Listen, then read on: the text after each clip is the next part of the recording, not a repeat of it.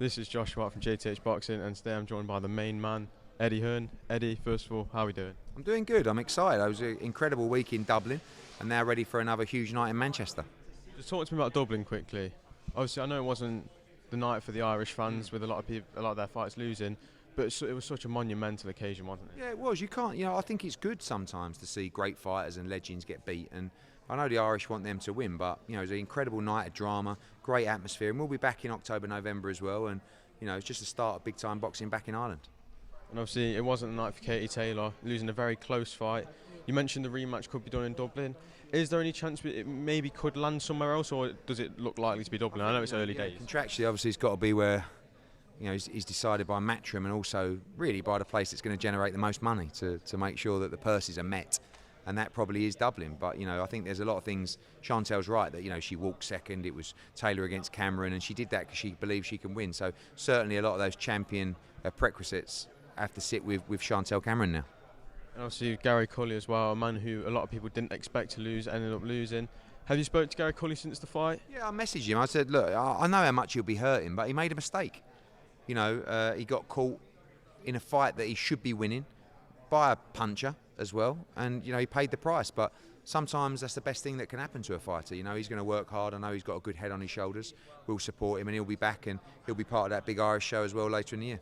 And now looking forward to this week, Lara versus Wood 2. Normally when it's a Leigh Wood fight week, we're in my home Nottingham, up here in Manchester.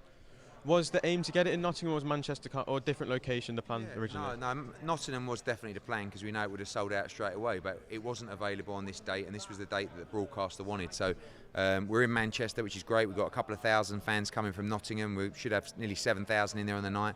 Be a great atmosphere and a massive night for Leigh Wood. He's confident he can become champion again, but it's a very tough fight.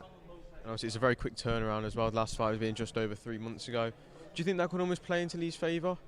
Yeah, I think, a lot of talk about the towel from Ben Davison might look like a great towel now, because if he'd have got knocked out badly, he definitely wouldn't have made the fight. So we'll have to see, but he's confident. I've never seen him so confident going into a fight. He knows it's a dangerous fight. I think we'll get a tremendous war on Saturday. Obviously, I don't want to talk about Leigh Wood losing, but you've mentioned that if it is the last chance for him, if he loses, is it retirement, or is there a plan for him in place? No, I think he wants to be fighting at that level. He wants to be in big world title fights, and if he loses, it's a big blow. So I think he's putting all the pressure on himself to win on Saturday. And then, in other news, AJ, you've mentioned him. He could be back early August. Any opponents in mind? I think Dillian White's the front runner for that, but we're talking to DAZN at the moment, and hopefully have a bigger chat with Dillian White next week on that fight. But AJ's back in camp in Texas, and we'll see what's next for him. And would that fight supposedly be a stadium one? I know you'd like to put it in a stadium. I think so, but could be at the O2. We've got that held as well, so we'll have to see. And sticking in the heavyweight division, Tyson Fury, a name I'm guessing you've heard a lot. It's come out that he wants to face IBF cruiserweight champion Jaya Pattaya. What do you make of that? Tyson's just talking in Australia. He talked about Dempsey McKean. I wish that was the fight that he was going to make, but I expect him to fight over here or in the Middle East next, and I'm sure he's chasing a fight, but I wouldn't expect it to be in Australia. I asked this question to Frank Smith yesterday. Fury AJ, again, something else you've heard God knows how many times over the last years.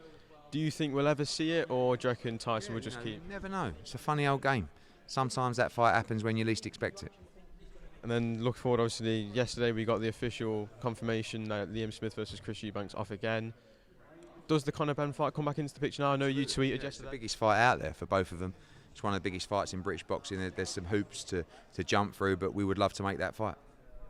And obviously, I want to talk about DAZN's unrivaled schedule. That's how Frank Smith put it yesterday. Just talk to us about this schedule, of what you've just put on and what's next. All you have to do is look at any broadcaster and run the schedule if you want to do it over a month, 3 months, 6 months, whatever you want it to do. It's incomparable to any other schedule. It's on another level. So this run's been incredible. Subscriber numbers are higher than before. We're working hard to announce even more fights for the schedule. But for me, DAZN is the unrivaled destination for World Championship boxing. And just sticking with DAZN and Matchroom, obviously Terry Harper was meant to be out on Saturday. This time, obviously, it got cancelled, out already. A lot of other promotions won't be able to get their fighter a fight 7 days later. Does that just show how better Matchroom are? That's the beauty of the depth of the schedule that we have. We can make fights internationally. We can get you out if you're not, and that's a classic example. A lot of fighters would be told there, go back to the gym. It's going to be 8 weeks, 9 weeks, 1 week delay, straight out, and delighted to deliver for Terry. And just final question from me, I've actually brought your book with me today. Would you be able to sign it for me? Absolutely, absolutely. Eddie, it's been an absolute pleasure to talk to you today, an honour. Thank you.